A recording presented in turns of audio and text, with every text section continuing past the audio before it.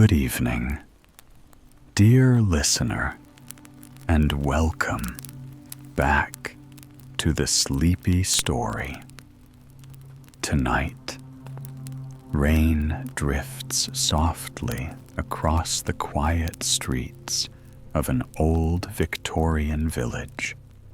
Lamplight glows warmly through wavy glass windows, and somewhere at the end of a narrow Devon lane, an old apothecary shop waits patiently in the darkness. So now, allow your breathing to slow. Let your shoulders soften and leave the noise of the modern world far behind, because tonight we step gently into a world of herbal remedies, wooden shelves lined with glass bottles, faded ledgers, candlelit rooms, and quiet lives lived slowly and carefully across generations. Tonight's story is The Apothecary's Daughter, a gentle Victorian tale of memory, loss, healing, and the quiet comfort of finally finding your way home. A story where lavender hangs drying from old beams, where fires crackle softly beside stone walls, and where even the smallest objects can carry the warmth of love across many years. So get comfortable now. Close your eyes if you wish. Listen to the distant rain, the soft turning of old pages, and the quiet stillness of the sleeping village. And together, let us drift slowly into tonight's story. Our story begins. The key was smaller than she expected. Ruth Fane had been handed it by the solicitor, a Mr. Doyle precise and unhurried, with the manner of a man who had delivered difficult news many times and had learned to do it without drama, along with a manila envelope containing the deed to the property, the inventory, and a letter from her mother that Ruth had put in her coat pocket without opening. She had been putting her mother's letters in her coat pocket without opening them for 15 years. Old habit. She saw no reason to change it now, simply because her mother was dead. The key was brass. Old brass, worn smooth at the bow, with a label tied to it in her mother's handwriting. The shop, just those 2 words, as though there were only one shop in the world worth labeling. As though anyone who needed to know would know. Ruth had driven down from London that morning 4 hours the last 40 minutes on lanes that became progressively narrower and more serious. The hedge pressing in the sky, narrowing the particular quality of Devon, light arriving gradually and doing what Devon Light always did, which was to make everything look slightly more significant than it actually was. She had arrived in the village of Ashcombe at 2 and found Mr. Doyle's office above the post office and collected the envelope and the key and driven the remaining 2 minutes to the high street and parked outside the shop and sat in the car for a while. Looking at it, the shop was at the end of the high street, between a bakery and a hardware store in a building that was older than either of its neighbors. The facade was dark wood, painted forest green, at some point in the past now faded to something between green and gray, which was, Ruth thought, a very Devon color. A sign above the door, hand-lettered in gilt, that had worn to a warm gold. Vane's Apothecary Est, as 1923. Her grandmother had started it. Her mother had inherited it, and now apparently it was hers. The logic of this was clear enough. She was the only child. There was no one else. Her mother had apparently not considered that Ruth had spent 30 years building a life in London that had nothing to do with Devon or apothecaries or the specific weight of being someone's only child. She got out of the car. The October afternoon was cool and very still.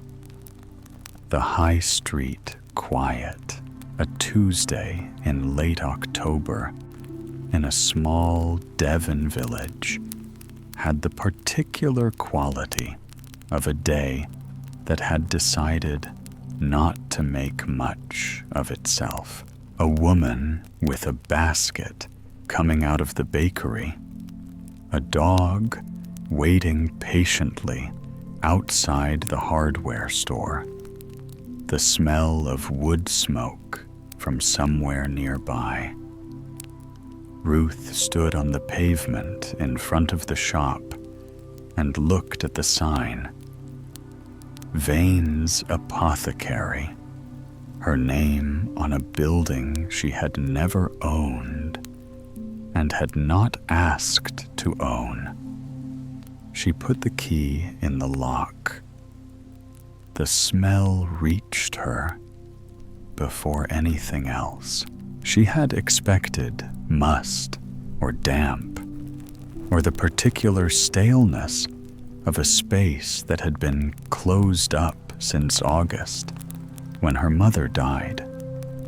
She had expected the smell of absence. Instead, lavender, and something beneath the lavender, dried herbs, complex and slightly medicinal, the smell of things that had been stored carefully for a long time, and beneath that, something else. Something she could not immediately identify. Something that made the back of her throat feel like a memory she had not thought of in years. She stood in the doorway and breathed it in. Then she went inside.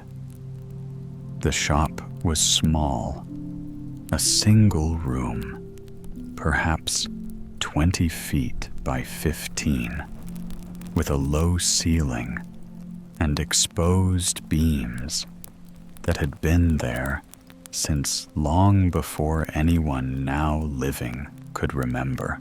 The walls lined with shelving dark wood, floor to ceiling. Every inch of it occupied glass jars of every size, labeled in her mother's neat hand, dried herbs in bunches hanging from the beams. Drawers below the countertop, each one labeled a counter of dark mahogany, worn smooth at the edges. Behind the counter, more shelving, a wooden stool, a lamp, and on the counter, a ledger open, as though her mother had stepped out for a moment and would be back presently.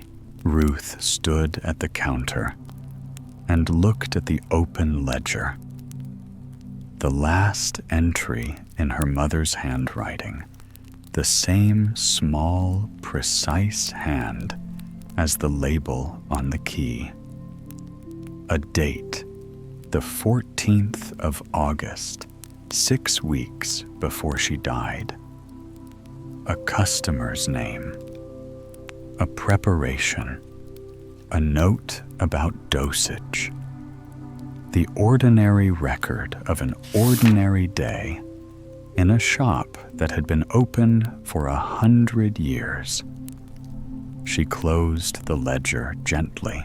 She set her bag on the counter and looked around the room at the jars and the bunches of dried herbs and the labeled drawers at the beams and the low ceiling and the floor of old stone flags worn smooth in a path between the door and the counter.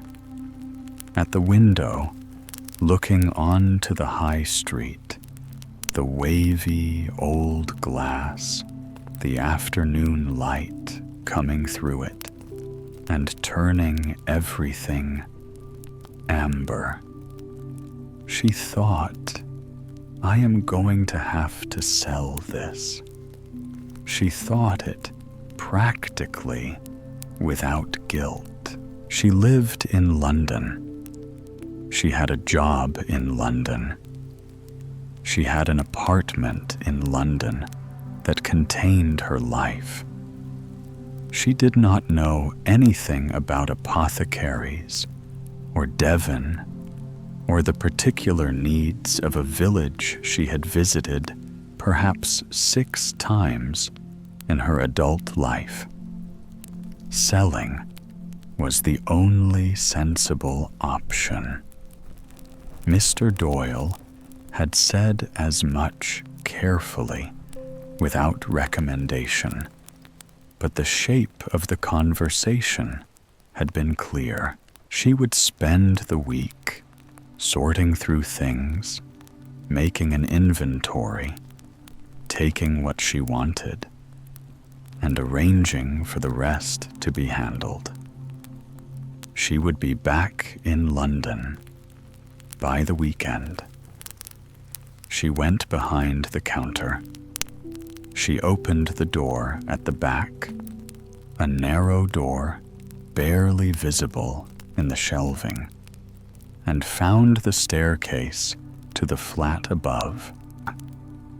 Narrow stairs, stone a door at the top that opened into a small sitting room that smelled of the same herbs as the shop below, that contained a sofa and 2 chairs and a bookshelf and a fireplace that had been cleaned and laid as though anticipated, a kitchen, a bedroom, a bathroom, everything small and orderly and entirely her mother.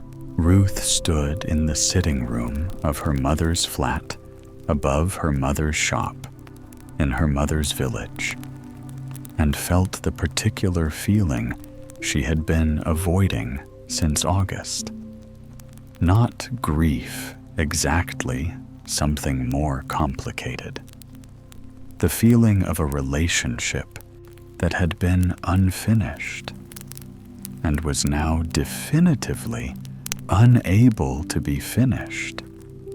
The particular ache of a conversation that would never happen.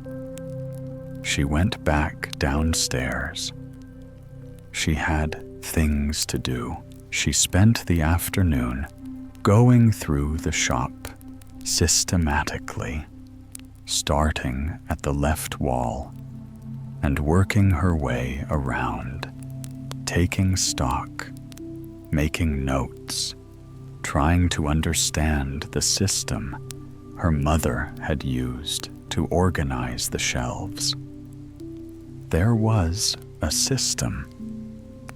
She could feel its logic, even if she could not yet read it. The jars were not arranged alphabetically or by type, not strictly. There was something else operating, some other ordering principle that would reveal itself if she spent enough time with it. Her mother had always been like that.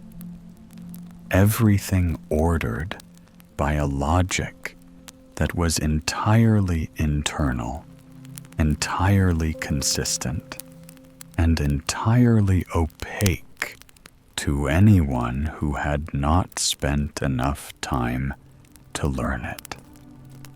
Ruth had never spent enough time.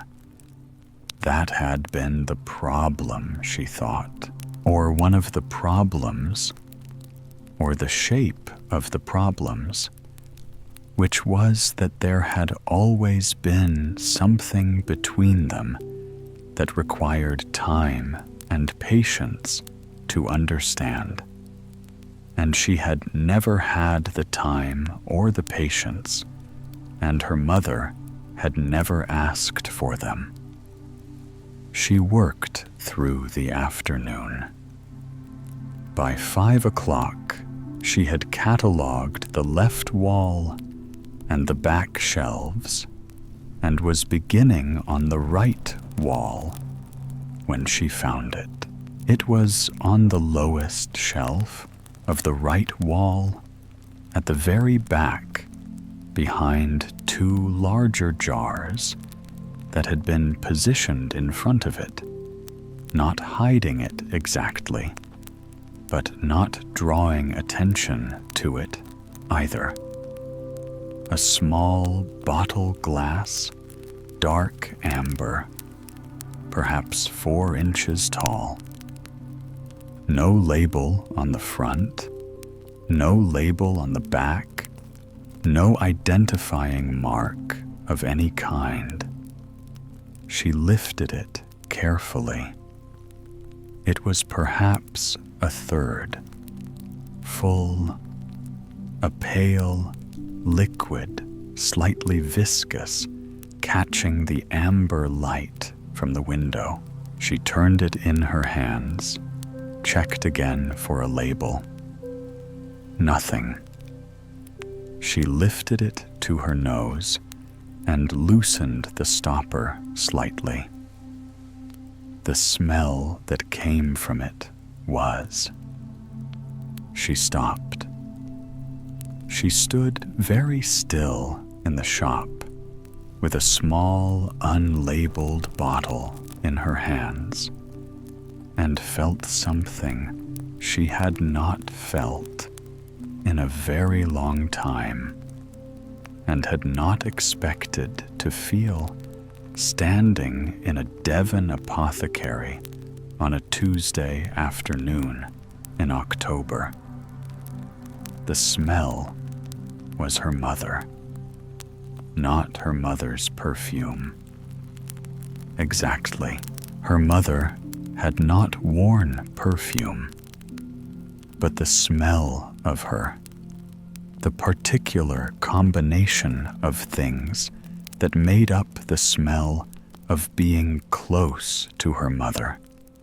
Lavender, and something herbal, and something warm, and something else that had no name, but that Ruth had known all her life without ever having articulated it.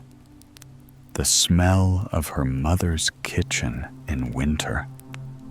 The smell of her mother's coat when Ruth was small enough to press her face into it. She replaced the stopper carefully. She looked at the bottle. She turned it over one more time and found on the very bottom a small piece of paper fixed with a drop of wax. Not a label, a note folded very small, barely visible. She unfolded it carefully. 2 words in her mother's handwriting. Not yet. Ruth stood in the shop with the unlabeled bottle and the 2-word note, and the smell of her mother still faintly in the air, the October evening coming in through the wavy old window, the jars on their shelves, the dried herbs from the beams, the ledger on the counter with its last entry from the 14th of August. She set the bottle on the counter. She looked at it. Not yet. She thought about what that meant, about who the note was for, about whether it was a note at all, or simply a reminder to herself, some preparation not yet complete, some ingredient not yet added, some step in a process that her death had interrupted. She thought about it and did not arrive at an answer. She made a note of it in her inventory. Unlabeled bottle, amber glass, pale liquid, note attached, not yet. Purpose unknown. Then she went upstairs and made tea in her mother's kitchen and sat at her mother's small table and looked out at the Devon evening and thought about the practical business of the week ahead, the sorting, the decisions, the efficient, sensible plan she had made on the drive down. She did not open her mother's letter. Not yet. She slept in her mother's bedroom. There was nowhere else. The flat had 1 bedroom, and the sofa in the sitting room was too small. She had changed the sheets, which were in a drawer in her mother's particular way, folded exactly lavender sachets between them. She had made the bed with the particular sheets, and laying in the dark, and listened to the village settling into its October night. Very quiet, quieter than London ever was. The absence of traffic and sirens and the 1,000 ambient sounds of a city at night. Here, there was only the occasional distant sound of something in the hedge and the low, unhurried movement of a wind that was not yet winter, but was thinking about it. She thought about the bottle. She thought about the smell that had come from it, about standing in the shop and feeling suddenly and completely the presence of her mother in a way she had not felt at the funeral or in the weeks since, the particular way that smell could do what sight and sound could not arrive without warning, bypass every defense, go directly to wherever the grief was kept. She thought about not yet. She closed her eyes. Outside, the Devon night was very dark and very still. The shop below her, quiet. The bottle on the counter, patient as everything else in this place. Patient as the jars on their shelves. Patient as the ledger with its last entry.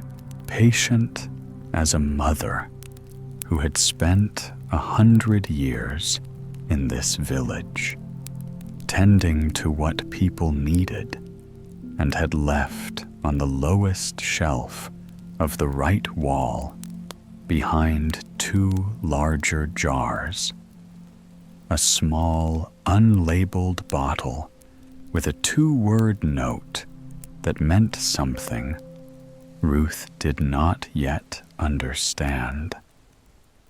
Not yet. She was asleep before she had finished the thought, deeply and quietly asleep, in her mother's bed, in her mother's village. For the first time, she found the ledgers on the second morning, not the one on the counter.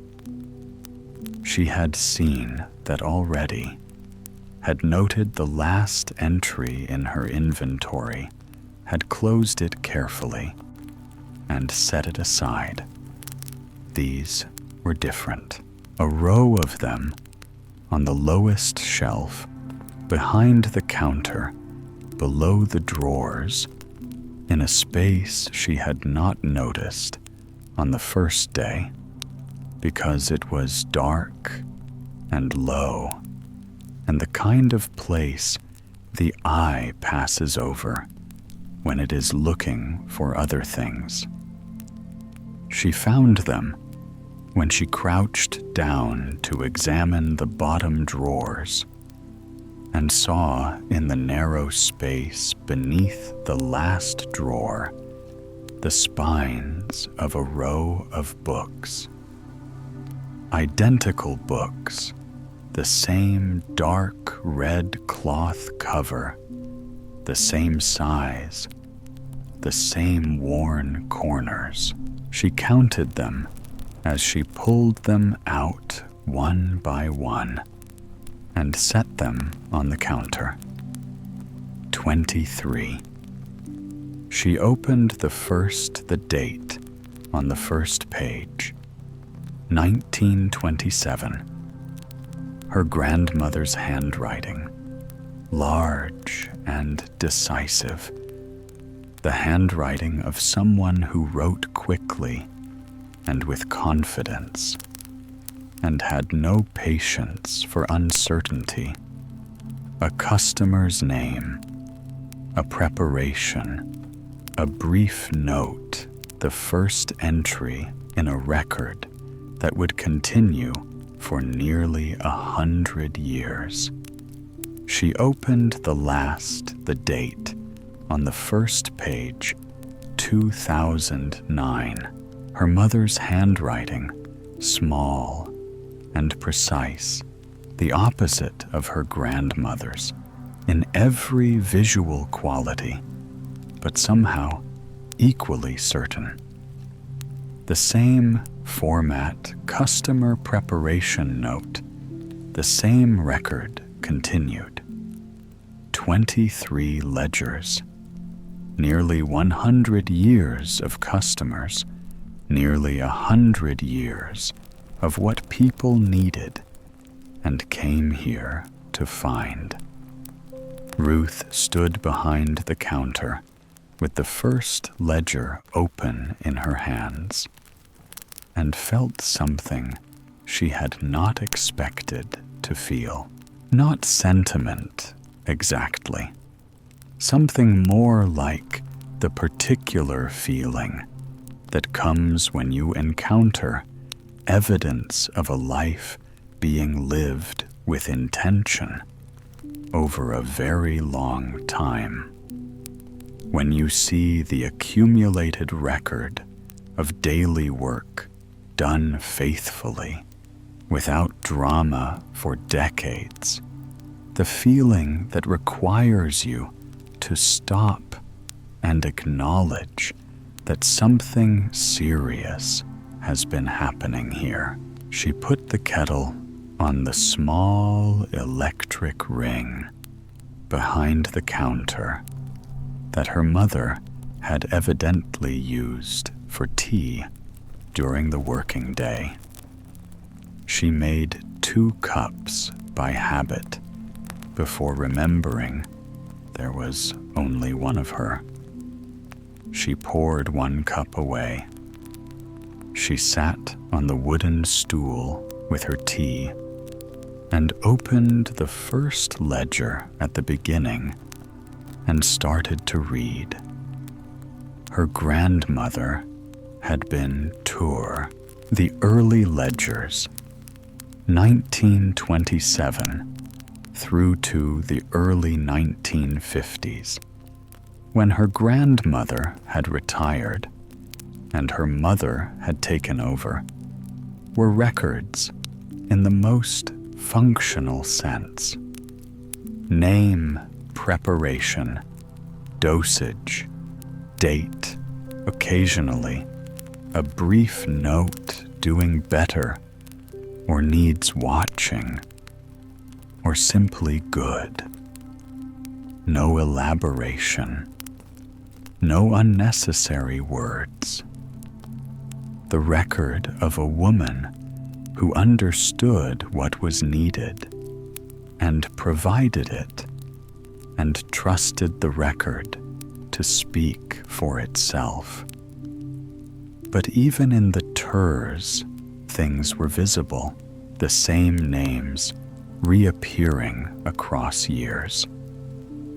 Families whose grandparents appeared in the 1930s and whose grandchildren appeared decades later.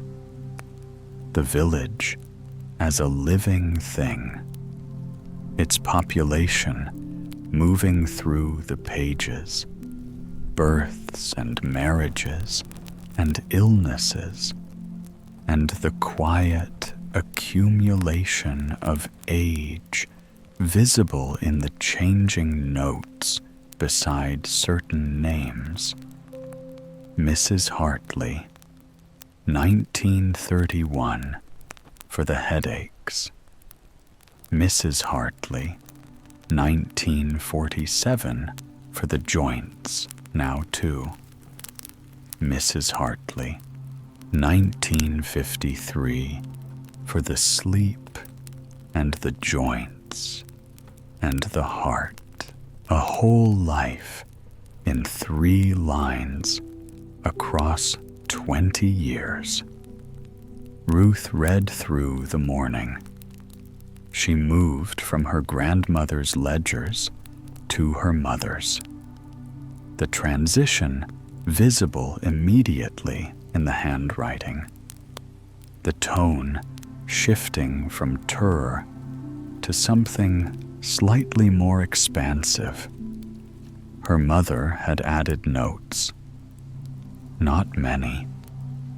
She was not a woman who used words carelessly, but more than her grandmother. Brief observations beside certain entries. Seems better this week, or worried about the husband. Won't say so, or simply brave. Ruth stopped at that one. It was beside the name of a woman. Ruth did not recognize Elelena Marsh. 1984, a preparation for pain, and beside it, in her mother's hand, brave. One word. She thought about her mother choosing that word, about what she had seen in Eleanor Marsh that had warranted it, about the particular quality of attention that was required to see bravery in someone who came in for a preparation for pain and not say anything about it and write it down instead. She thought about her mother seeing things and writing them down. She had not known her mother did this. At noon, Mrs. Calloway came. Ruth had heard the bell above the door and looked up from the ledger she was reading to find a woman of perhaps 70 standing in the shop, looking around with the expression of someone who has come to a familiar place and found it slightly different from how they left it, which it was. Ruth had moved, things had rearranged, certain jars in her cataloging had altered the careful order of the counter. "You must be Ruth," the woman said. She said it without preamble, without the usual social machinery of introduction, simply as though she had known Ruth was here and had come to confirm it. "Yes," Ruth said. "I'm Margaret Calloway. I've been coming here since 1962.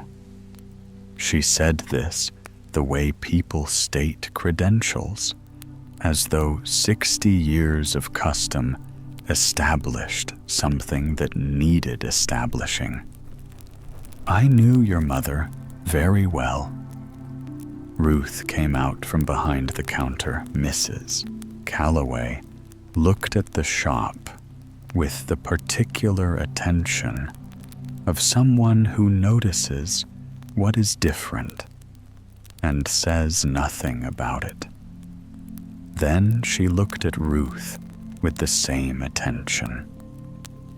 "She talked about you," she said. "Did she?" Ruth said it carefully. Not a question exactly. The tone of someone who is neither inviting nor closing a conversation.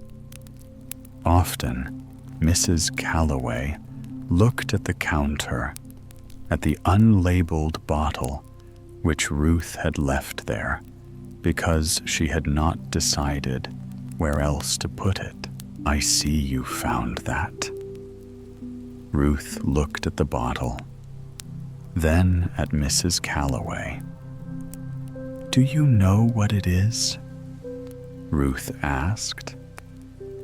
Mrs. Calloway picked up the bottle. She held it the way someone holds a thing they have seen before, with familiarity, without the careful uncertainty of the unfamiliar. She looked at the note on the bottom.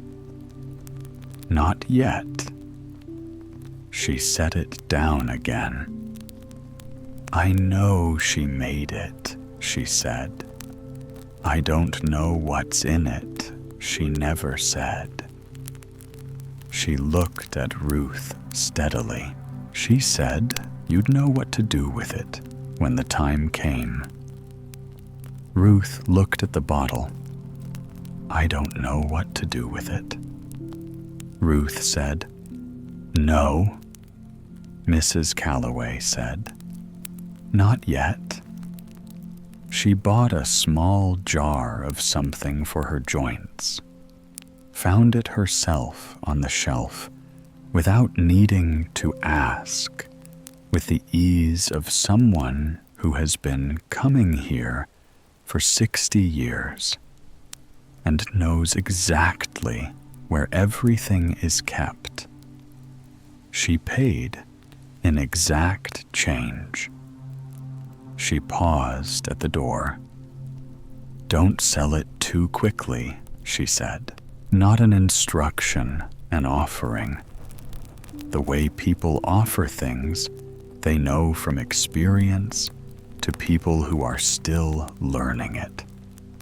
Give it a week. As she left, the bell above the door settled back into silence.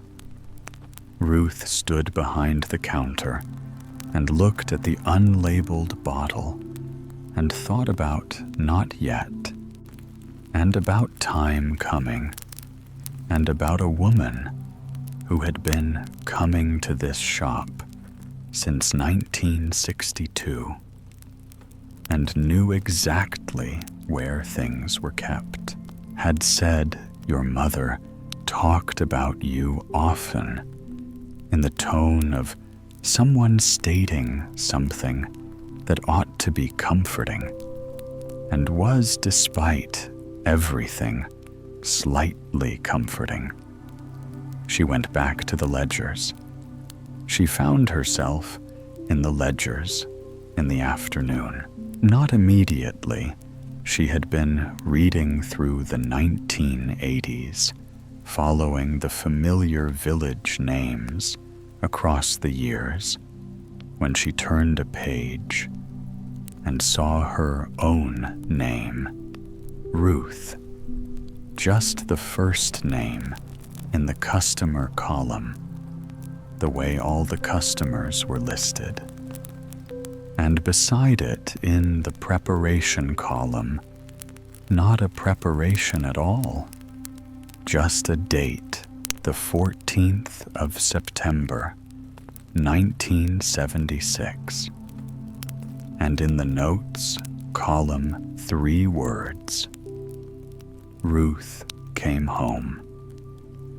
She sat very still, with the ledger open in her hands.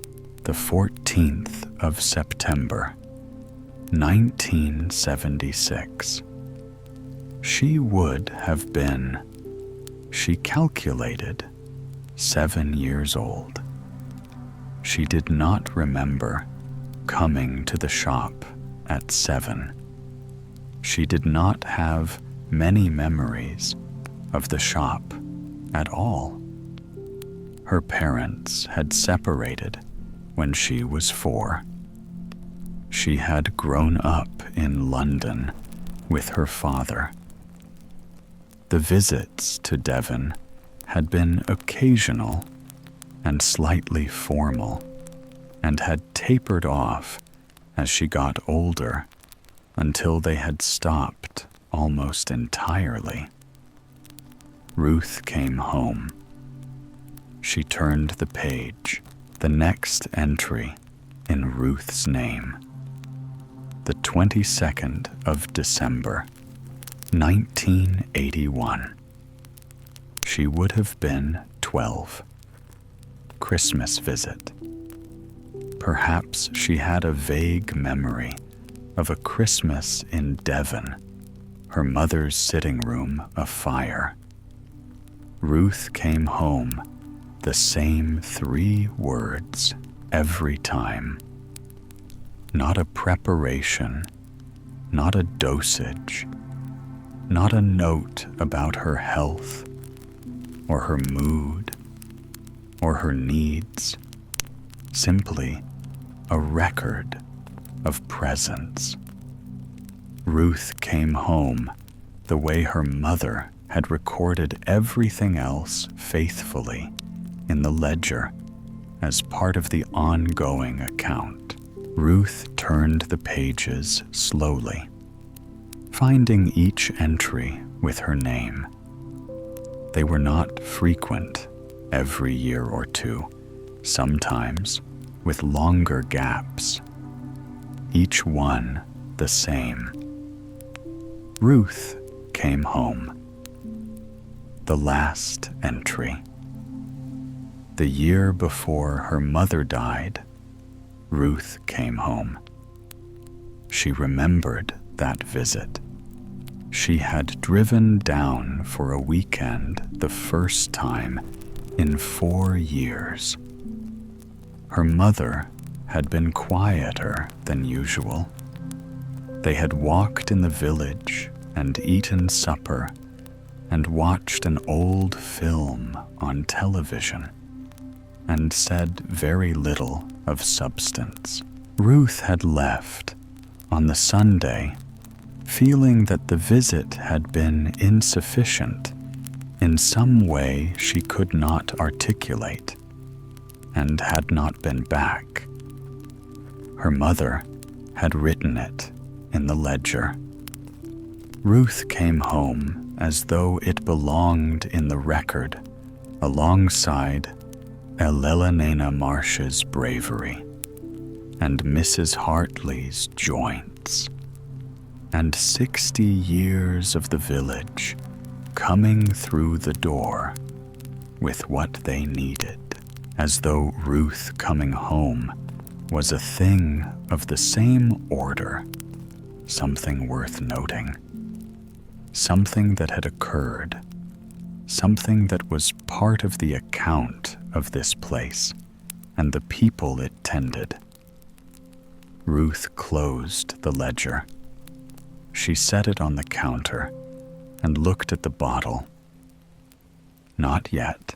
She thought about what her mother had been waiting for, what the not yet referred to, whether the bottle was for her, whether it had always been for her, made, and waiting on the lowest shelf of the right wall for whenever Ruth came home for long enough to find it.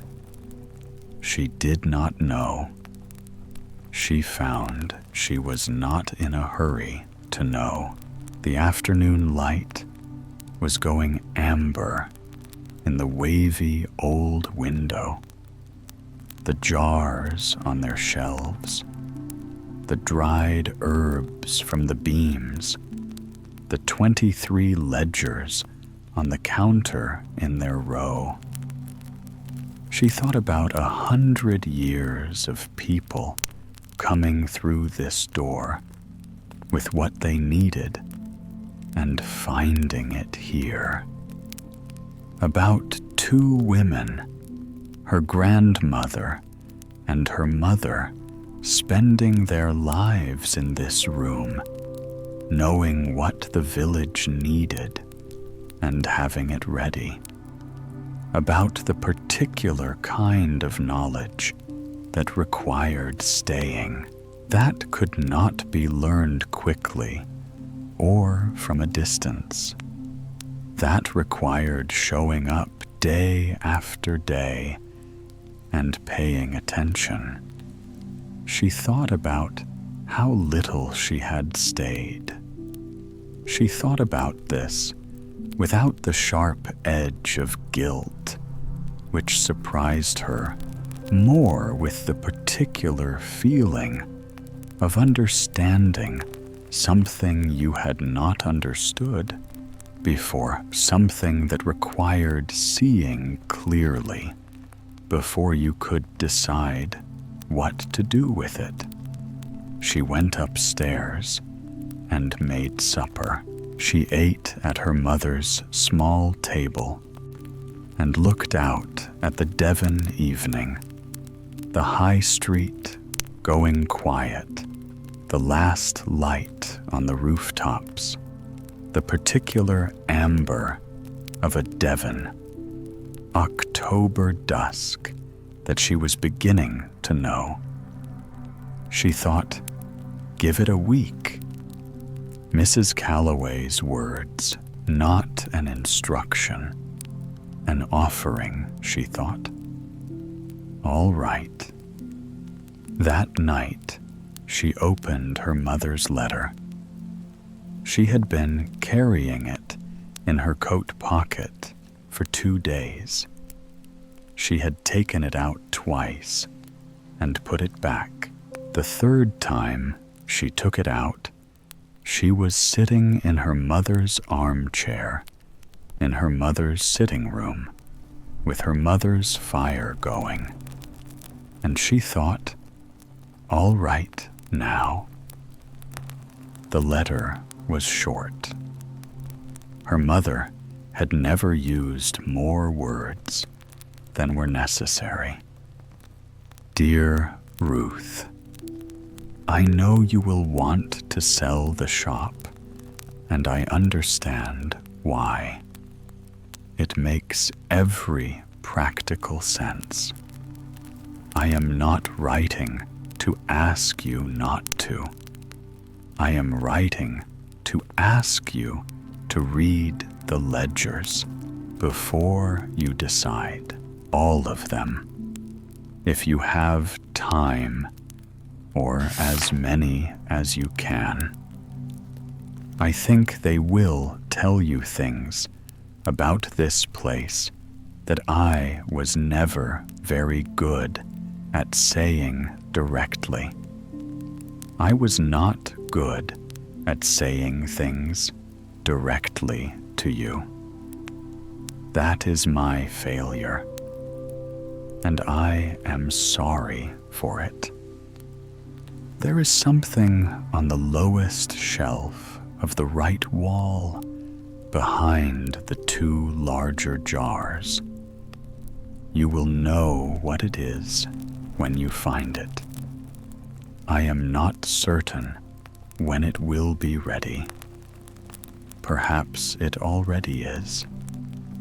Perhaps it needs a little more time. I made it for you. I have been making it for a long time. I hope you will stay long enough to find out what it is for. Your mother. Ruth read it twice, then a third time. Then she folded it carefully and held it in her hands for a while. She thought about, I was not good at saying things directly to you about the ledgers. And Ruth came home about 23 red ledgers and 100 years of faithfully recorded presents, and a single unlabeled bottle with a 2-word note.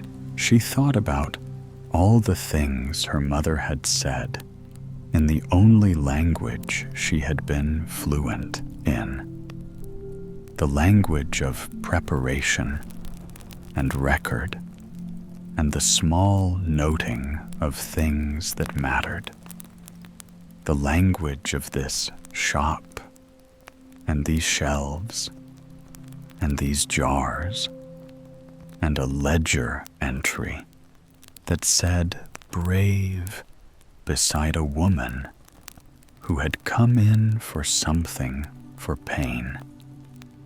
She thought, I have been reading her wrong all my life.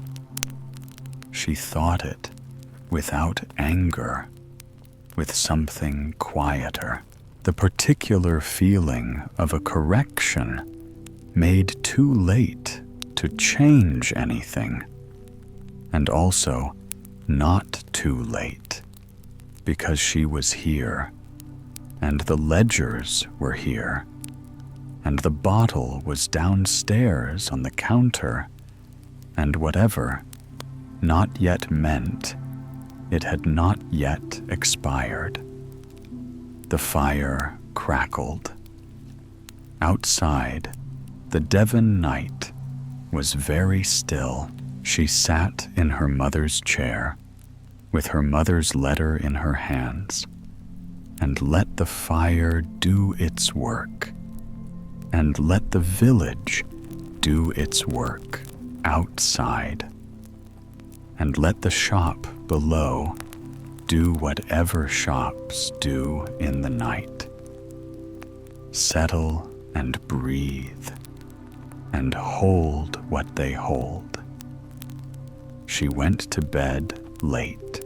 She lay in the dark and listened to the quiet and thought about a bottle on a counter downstairs, waiting as it had always been, waiting with the patience of something made for a specific purpose by someone who had known for a long time that the purpose would eventually arrive.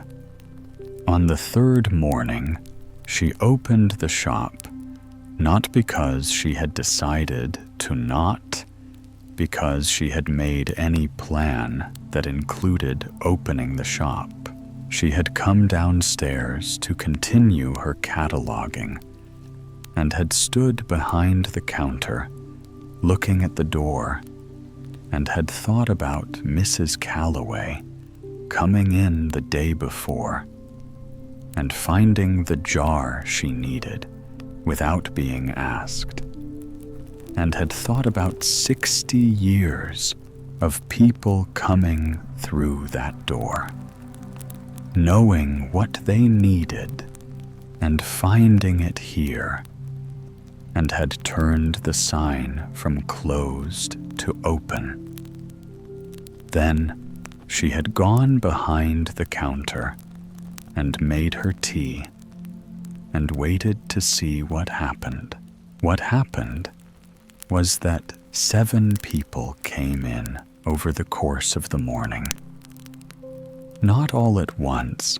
The village had its own pace, its own rhythm of who came when and for what, and Ruth was beginning to feel the shape of it, even if she did not yet understand it.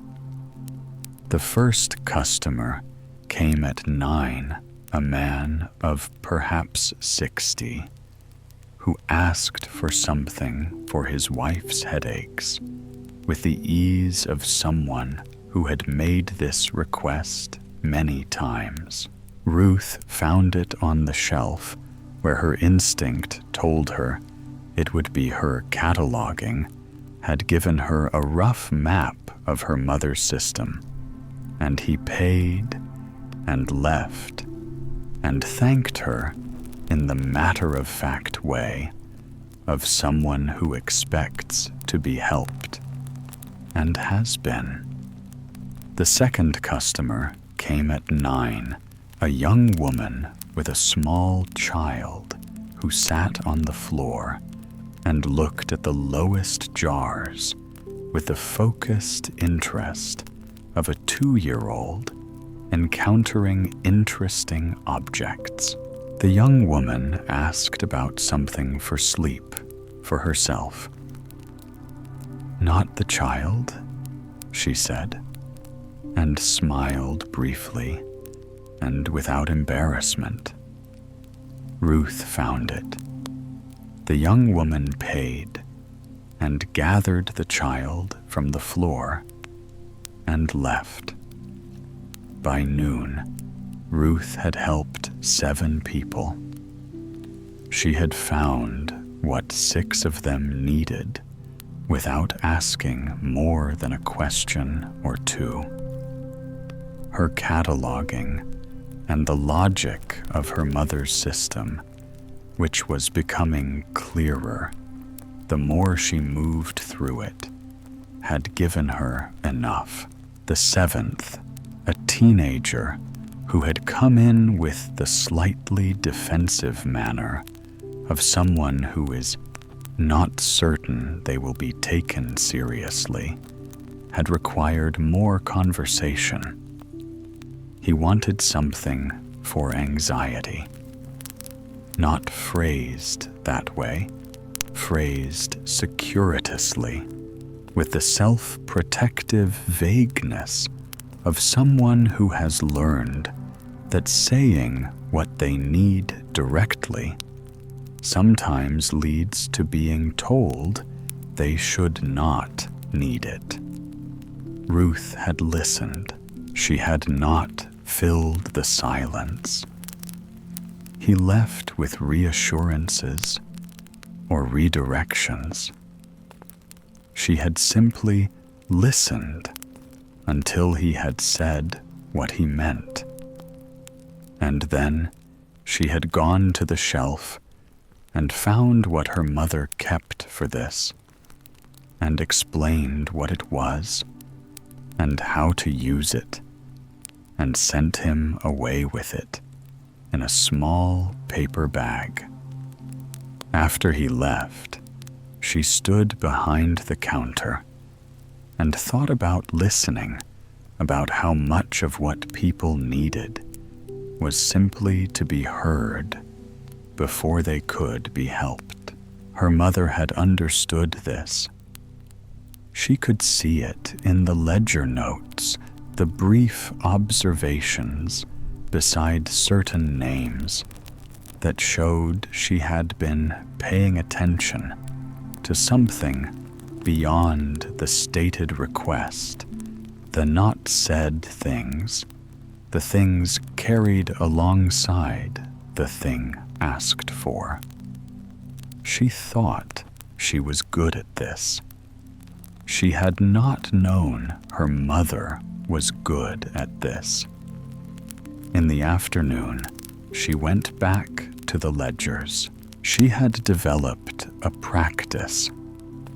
Mornings in the shop, when she opened it, which she had apparently decided to do without quite deciding it, and afternoons reading, moving through the red ledgers in order, following the village through the decades, the names accumulating, the patterns becoming visible.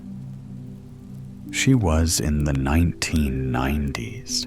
Now, her own name appearing more rarely, the gaps between visits stretching longer as she got older, and her London life got fuller, and Devon got further. Ruth came home. The entries spaced years apart, and between them, the village continuing, coming through the door, being helped. She found an entry from 1994 that stopped her, a name she recognized. Her father's name, Thomas Vane. Her parents had separated when she was 4, but her father had apparently come to Devon at some point.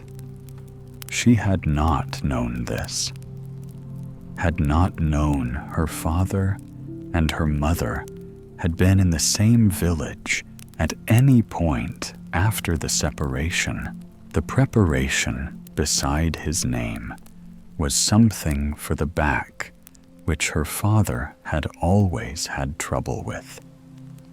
The note beside it came for Ruth Goodman. Ruth read this and sat very still. Came for Ruth. Her father had come to Devon for her to this shop, and her mother had noted it not with bitterness, not with any apparent complexity, simply with the same precise observation she gave to everything. Came for Ruth Goodman. She thought about her parents, about the separation, and the years after it, and the way her mother had existed in her life as a distant and slightly formal presence connected to a place Ruth did not live, and a life Ruth did not share, about how much she had assumed, about coldness, about distance, about the shape of her mother's feelings, from evidence that she was now seeing differently. Not coldness, a different language. She was beginning to understand the language. Mrs. Calloway came again on the fourth day, not for anything from the shelves this time. She came in the late afternoon when the shop was quiet, and she sat in the wooden chair that Ruth had found in the back room and placed beside the counter. She had noticed that her mother had a chair there from the marks on the floor and had restored it to its place. And she talked not about anything specific, the way people in small places talk when they have known each other long enough to not need a subject moving from one thing to another with the ease of a conversation that has been going on for years and does not require introduction or conclusion. The village, the autumn, the man who had fixed the church roof badly, the woman on the hill who kept bees and had exceptionally good honey, and occasionally sideways her mother. Not directly. She was too careful for that, too respectful of whatever Ruth was working through, but present in the conversation, as people are present when they have been part of a place for a long time. Woven in. She worried about you, Mrs. Calloway said at one point, not accusingly, simply the way she said most things. I know, Ruth said, which was not true. She had not known, or had not let herself know, but she was beginning to know. She was proud of you. Ruth looked at the jar. She was relabeling a task she had found necessary and had been doing in the quiet moments. Some of her mother's labels had faded. She never said so. No, Mrs. Calloway agreed. She wouldn't. A pause. A pause. But she said it in here. She gestured a small gesture encompassing the shop, the shelves, the counter. Everything she didn't say, she put in here somehow. Ruth thought about the ledgers, about Ruth came home in the customer column, about Brave beside Elelenena Marsh, about I was not good at saying things directly to you in the letter she had read by the fire. Yes, she said, I'm beginning to see that Mrs. Calloway left at 5. She paused at the door as she had the first time. How long are you staying? She asked. Ruth had been asked this question by Mr. Doyle, by herself, by the practical logic of a life in London that was waiting for her. She had been answering it as a week, a practical week, to sort things out. She found she did not say that a while longer, she said. Mrs. Calloway nodded once and left. Ruth stood behind the counter in the quiet shop and looked at the unlabeled bottle. On the 5th day, she found her grandmother's notes, not in the ledges. A separate notebook, small, tucked at the very back of the drawer she had been most puzzled by. The drawer was labeled in her grandmother's hand, particulars, and had contained things she could not account for in her cataloging.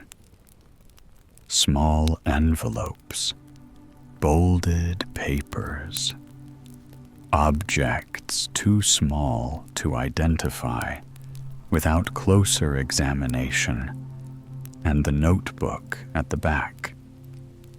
She brought it to the counter and opened it. Her grandmother's large, decisive handwriting, not a record, more like a manual. The logic of the shop written down the system, explained in the unsentimental, practical language of her grandmother for whoever came after. The organization of the shelves, not alphabetical, not by type, but by what she called the need behind the need, the thing people asked for on one side, and the thing they actually needed on the other, and the understanding that sometimes these were the same, and sometimes they were different, and the skill was in knowing which was which. Ruth read through it slowly. The notebook was a kind of inheritance she had not known existed. The accumulated practical wisdom of a woman who had spent 40 years learning what people needed and had written it down for the next person. Her mother had added to it. Ruth could see the additions. Her mother's smaller hand filling gaps between her grandmother's entries, updating certain things, adding observations of her own. A collaboration across generations, a conversation conducted in the margins of a notebook in a Devon shop. She thought about the bottle. She thought about the not yet. She looked through the notebook more carefully, looking for any mention of it, any entry that might describe what it was or what it was for. She found it near the end, a page in her mother's hand, written more recently than the surrounding entries. The ink darker, the paper less yellowed for a maid from what the garden gives in the year she comes back for good. Not ready until she is. Leave it, it will know. Ruth read it 3 times. For a maid from what the garden gives in the year she comes back for good. Not ready until she is. She set the notebook down. She looked at the bottle on the counter, the pale liquid inside, slightly viscous, the light through the window. turning it amber. She thought about comes back for good, about the difference between coming for a week and coming back for good, about what she had been telling herself this week was, and what it was beginning quietly and without fanfare to feel like. She thought about London, about her apartment and her job and the life she had built there. She examined these things carefully, the way she had been examining everything this week, trying to see them clearly rather than as she was accustomed to seeing them.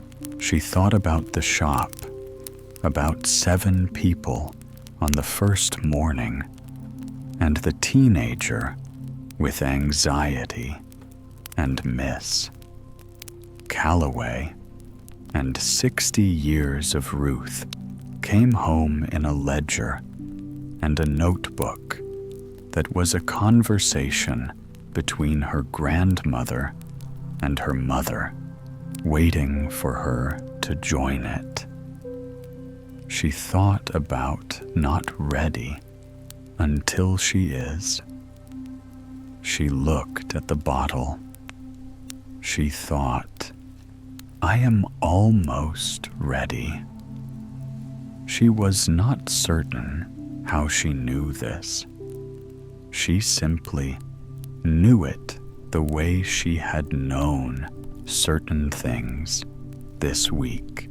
The location of jars on shelves, the meaning of her mother's system, the shape of a conversation that needed listening before it needed answering, things that arrived without announcement, things that turned out to have been there all along. She made her tea. She went back to the notebook. She read until the shop was dark, and the Devon evening was settled outside the window, and the bottle on the counter caught the last of the light and held it. On the 6th evening, she walked in the village.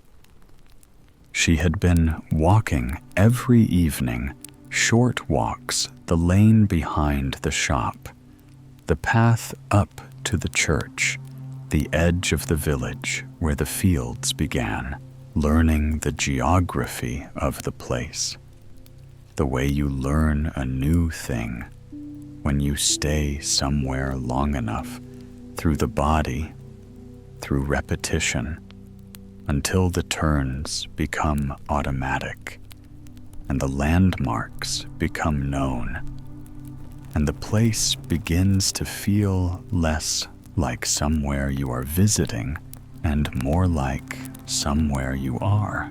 The October evening was cold and clear, the sky very dark by 6 o'clock, the stars appearing, the village quiet, the particular Devon quiet she was learning to live inside, rather than simply endure the smell of wood smoke from the houses, the occasional light in a window, a cat on a wall, regarding her with the complete indifference of a cat that has been on this wall for years and will continue to be on it long after she has gone or not gone.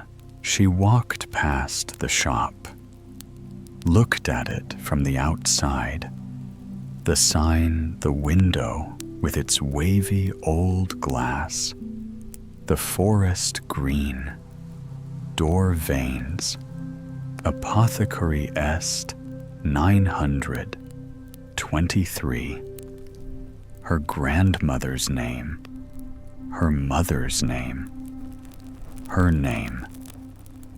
She thought about names on buildings, about what it meant to have your name on something that had been here for 100 years. Not ownership exactly, more like responsibility, like being part of something that was larger than yourself and older than yourself, and would, if properly tended, continue after yourself. She stood outside the shop for a while in the October dark. Then she went inside. She did not turn on the main light. She lit the lamp on the counter, the small lamp her mother had used, the one that gave the shop its evening quality, warm and amber, and entirely different from the daylight shop.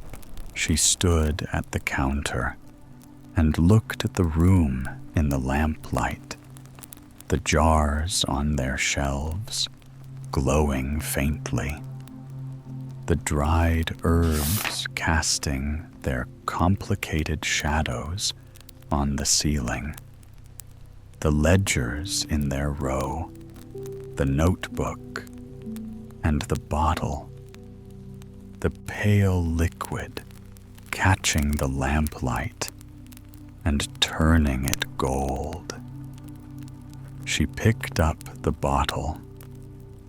She held it in both hands, the way she had on the first day. She loosened the stopper. The smell that came from it was the same as before her mother, unmistakably the particular combination of things that made up the smell of her, but fuller, now more itself, as though the week had done something to it, as though whatever it was waiting for had been in some part given to it. She held it for a long time. Then she replaced the stopper and set the bottle back on the counter. Not yet, but closer. She stood in the lamplight of her mother's shop and felt moving through her, quietly, something she had not felt in a long time and had not expected to feel this week. Not grief, not its absence either. Something that contained both and was larger than both. The particular feeling of understanding a person you have lost, of finding after the loss. The language they were speaking all along, of realizing that the conversation was never over, that it had simply been waiting for you to learn enough to hear it. She turned off the lamp. She went upstairs. She made her tea. She sat in her mother's chair by her mother's fire and looked at the room that was becoming slowly and without announcement, simply the room. And she thought about tomorrow, about opening the shop, about the ledger she would add an entry to, about what she would write in the customer column. She thought she knew what she would write. She thought her mother had known it too, had written it in a notebook, at the back of a drawer, in the language she was fluent in. Not ready until she is. Leave it. It will know. On the 7th morning, she called London, not her employer. That conversation could wait, and she already knew roughly what it would contain. She called her friend Sarah, who had known her for 20 years, and who had the particular quality of a person who listens without filling the silence with their own response. Before you have finished, she stood at the window of the flat above the shop with her tea and looked out at the Devon morning, gray and soft, the first suggestion of November. In the air, the high street below, just beginning to wake. And she told Sarah about the shop and the ledgers and the bottle and the notebook and Mrs. Calloway and Ruth came home in the customer column for 40 years. Sarah listened. When Ruth had finished, Sarah was quiet for a moment. Then she said, "Are you going to stay?" "I think so," and Ruth said, "I'm not certain yet." "You sound certain," Sarah said. Ruth considered this. She looked at the high street below at Vane's apothecary, from above the sign, the window, the forest green door at the bakery next door, opening its shutters, at the woman walking a dog on the far pavement, who raised a hand in greeting to someone Ruth could not see. "Perhaps," she said. Good Sarah said simply, and without qualification, the way Mrs. Calloway had said good, the way the people in this place seemed to say things without embellishment, without the social padding that London had trained her to expect around significant statements. She hung up and finished her tea and went downstairs and opened the shop. The morning was quiet. 2 customers before 10. A man for something for his digestion. A woman for something she described as nerves, in the careful way of someone who considers nerves a slightly embarrassing thing to have. Ruth helped both without difficulty. Her mother's system was clear to her now. She could move through the shelves with the beginning of confidence, the logic of the need behind the need, making itself felt in her hands as much as her mind. At 10, she sat behind the counter with the grandmother's notebook and read the sections she had not yet read, the later editions, her mother's hand filling the margins and the blank pages at the back with 40 years of her own observations, the system deepening as it went, the understanding of what the village needed, becoming more precise with each decade. She read about the garden. There was a garden behind the shop. She had seen the door to it, but had not gone out. A yawl-walled garden. The notebook described where her grandmother had grown the plants she most commonly needed. Her mother had continued. It tended it every morning before opening the garden as part of the shop, not separate, not recreational, but working the source of certain preparations that could not be bought and had to be grown. Ruth put the notebook down and went to the door at the back of the shop. A narrow door, different from the one that led to the flat. She opened it. The garden was small and walled in old stone, the same warm gray Devon stone as everything else, perhaps 30 feet by 20. The beds arranged in a pattern she recognized from the notebook, the same organization as the shelves inside the same logic. What went together on the shelves grew together here. The need behind the need, expressed in soil. October had done its work on the garden. The beds were thinning. The summer plants finished the autumn ones still holding. Lavender along the far wall, going woody rosemary, thick and dark.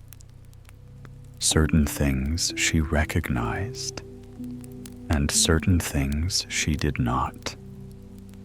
The whole of it slightly overgrown from the weeks since her mother died. Not badly, not beyond recovery, but in need of attention, in need of someone to show up. She stood in the garden in the October morning and breathed in the cold air that smelled of lavender and something earthy, and the particular smell of a working garden at the end of its season, the smell of things that had been tended and were waiting to be tended again.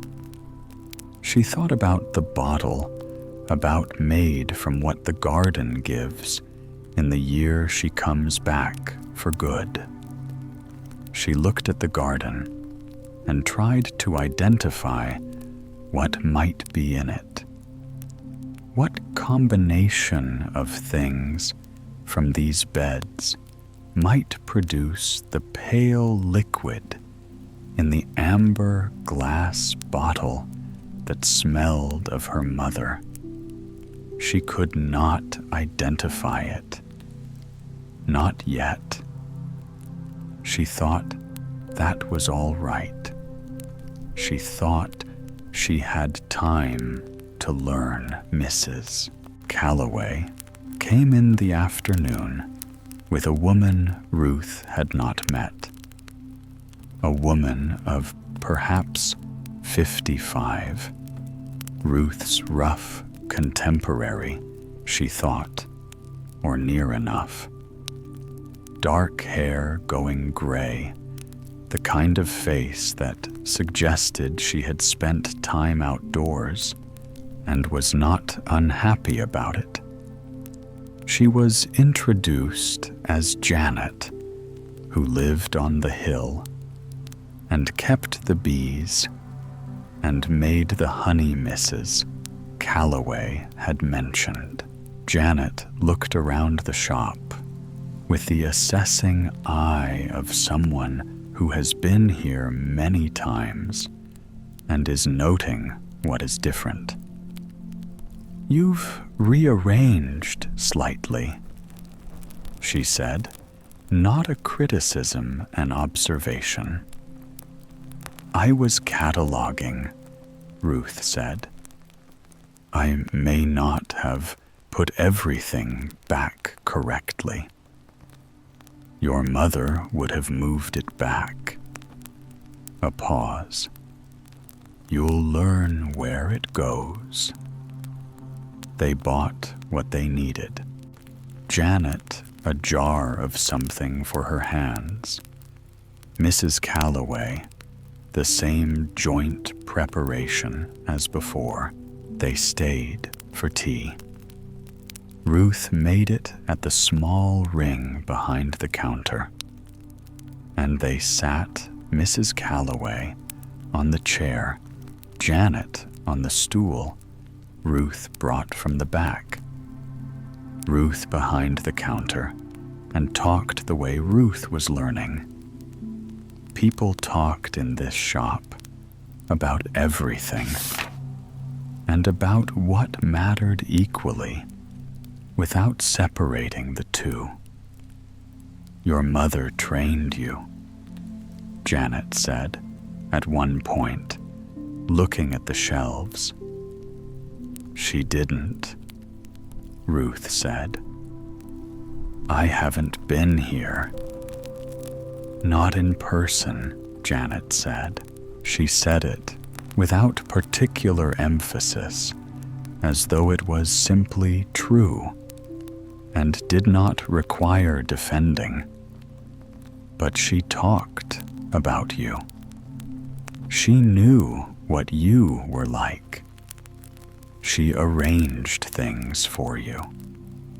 Ruth thought about the ledgers, about the notebook, about a bottle on the lowest shelf behind two larger jars, about a letter in a coat pocket carried for 2 days before being opened.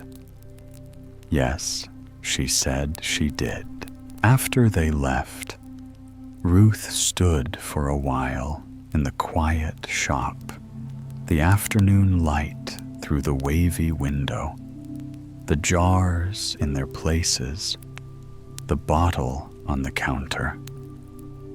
She thought about being trained without knowing it, about what it meant to be prepared for something by someone who understood it better than you did, and knew you well enough to know what you would need, even if you didn't. About her mother, reading her in the way her mother read everything carefully, over a long time, noting what was there.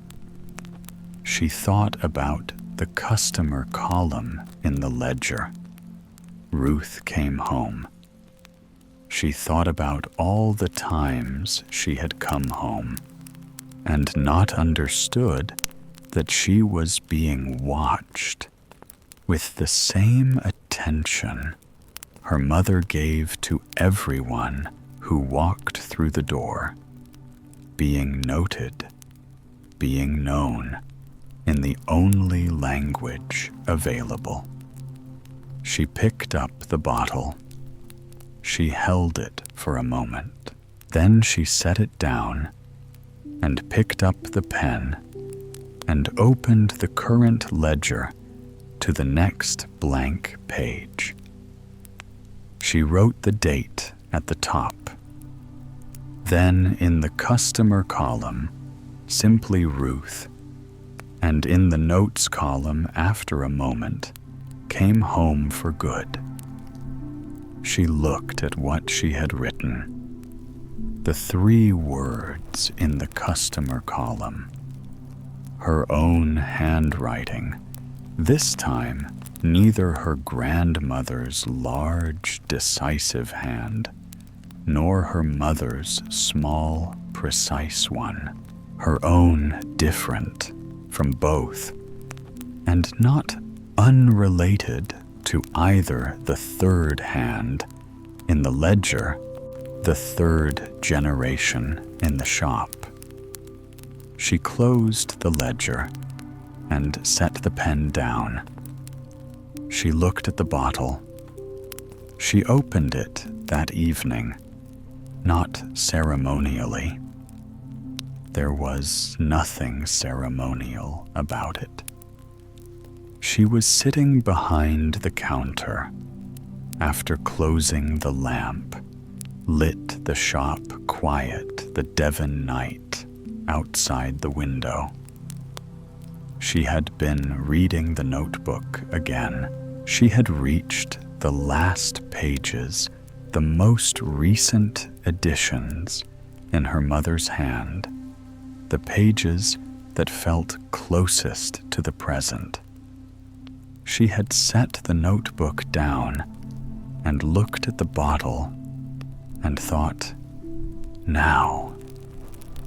She loosened the stopper. The smell came up immediately, fuller than before, more itself.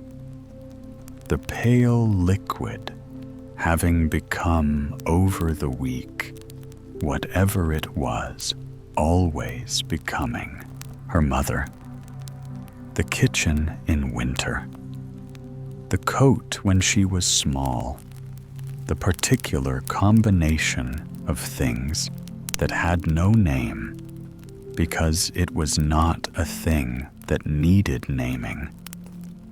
It was simply the smell of being known by someone who had known you all your life in the particular way of someone who watches carefully and says little and puts what they observe in the ledger because that is the language they have.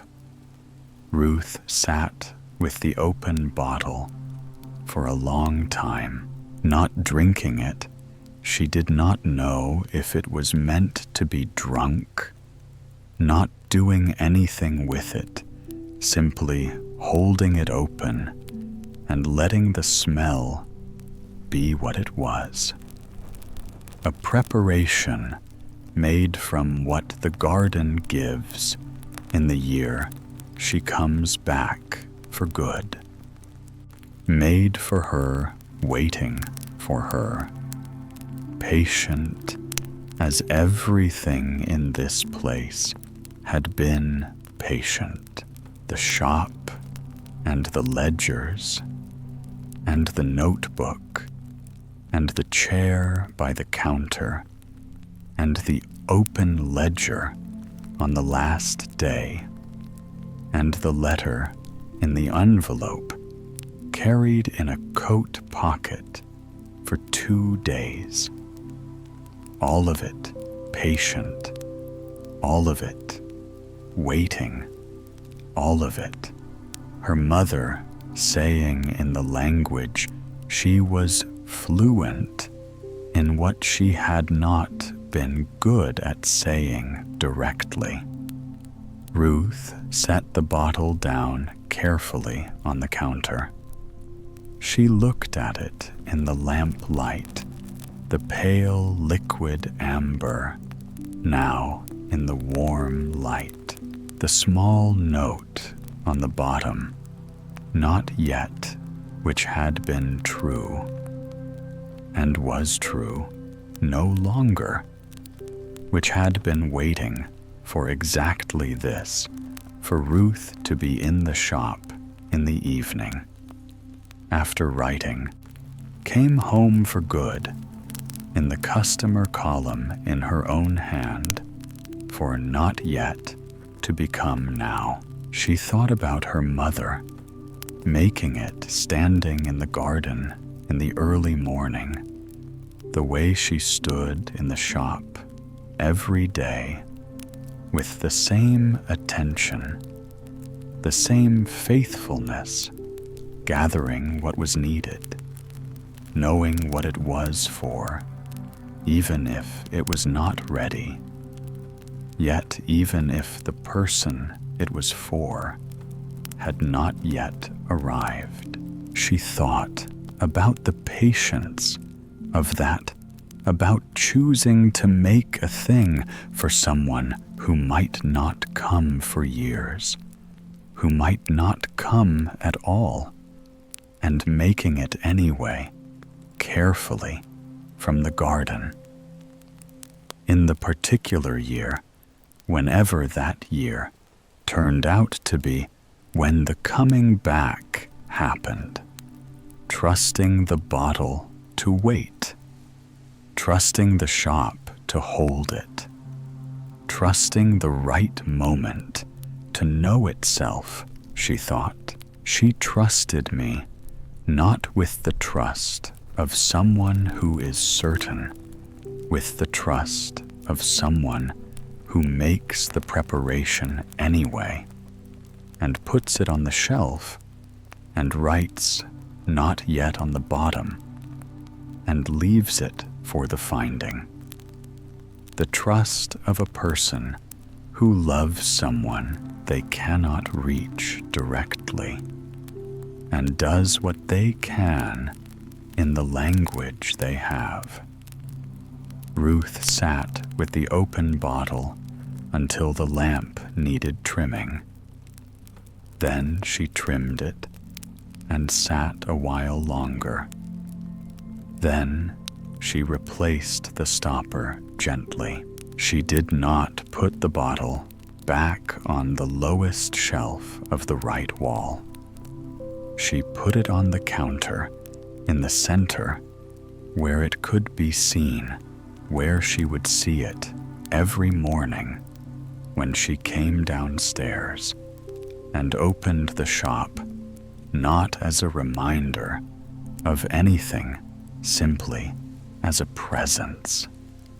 The way the ledgers were a presence, and the notebook was a presence, and the open ledger on the counter on the first day had been a presence. The way her mother was a presence in this shop, not gone, not there, simply present in the way of someone who has given their life to a place, and whose life the place has kept. She went upstairs. She made her tea.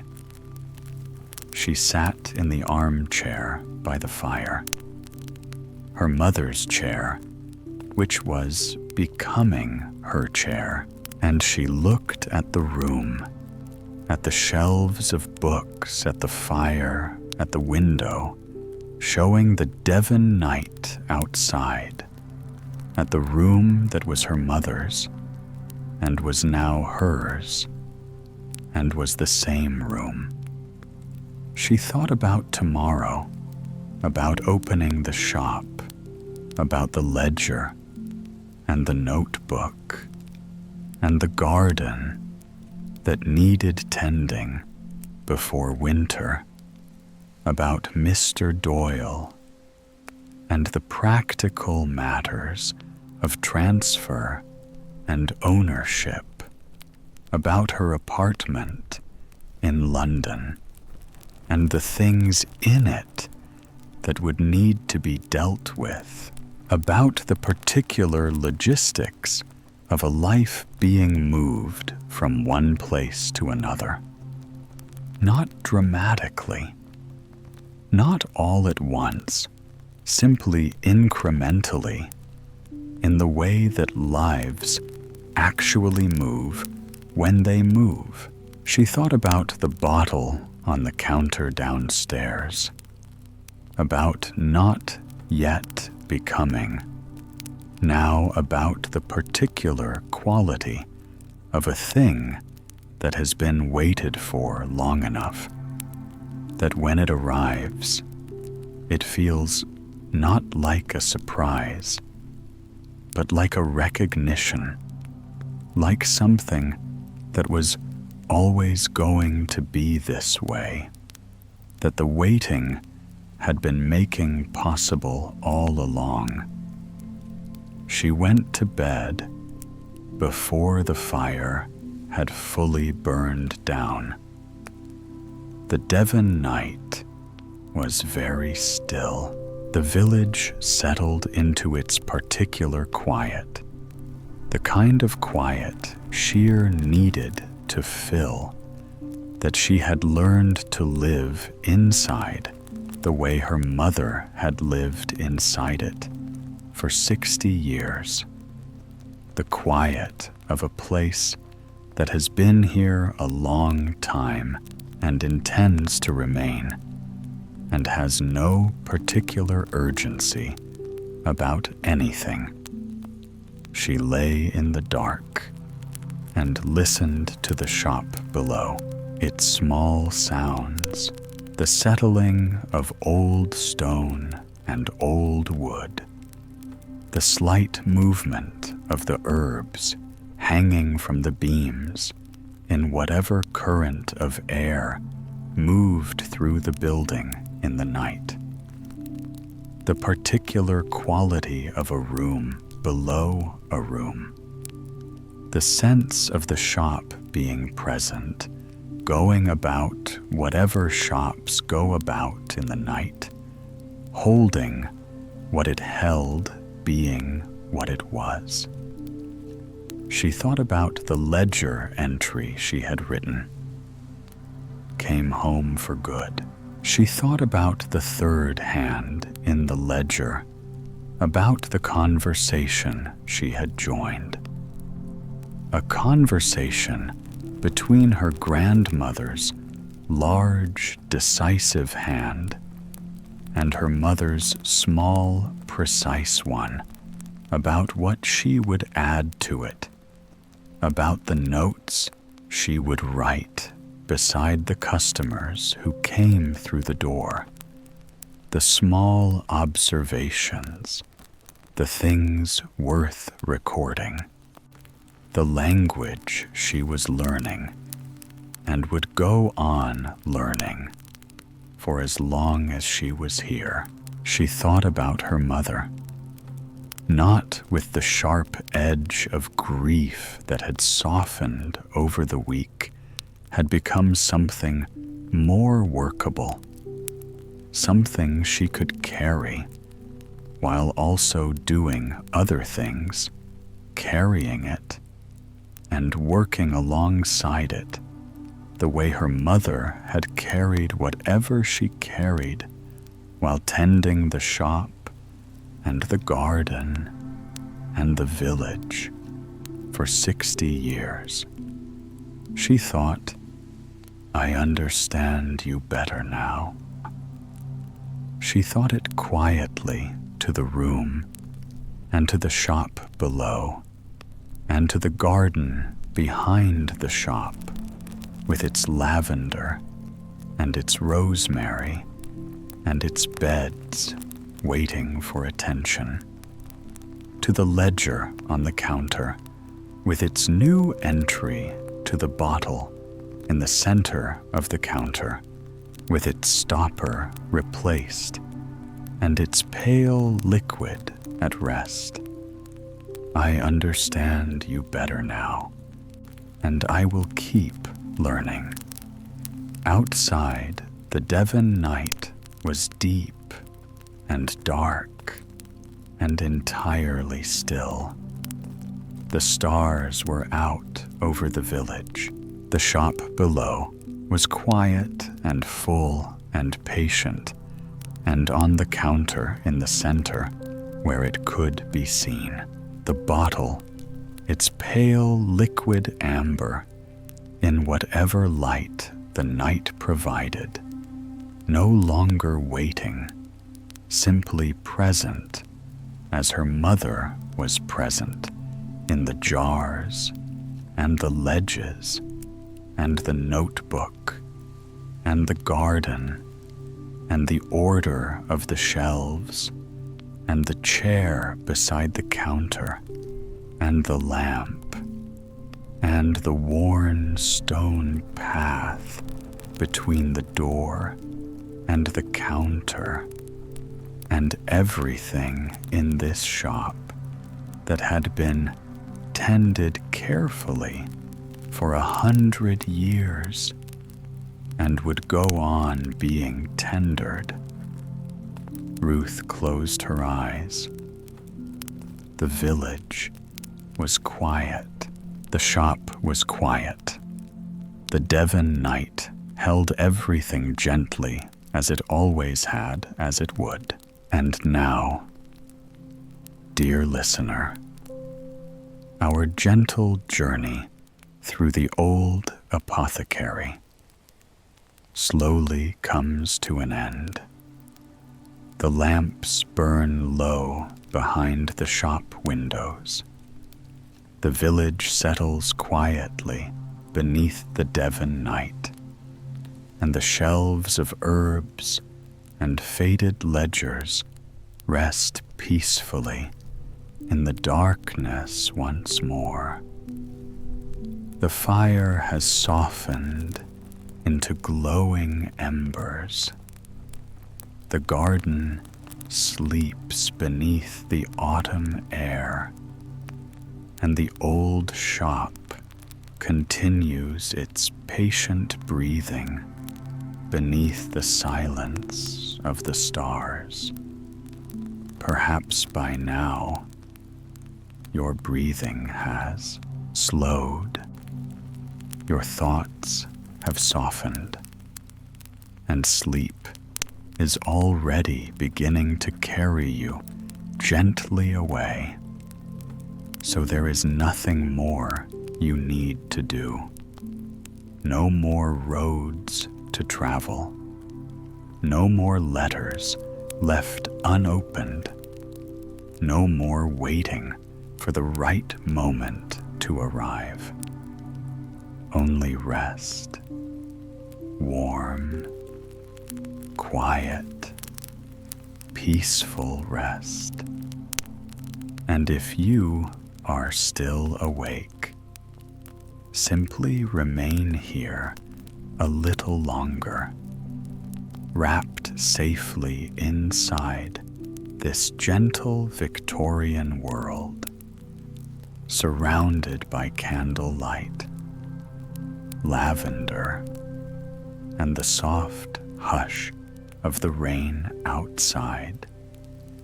Soon, sleep will carry you the rest of the way, and I will be here again very soon with another peaceful story from the Sleepy Story.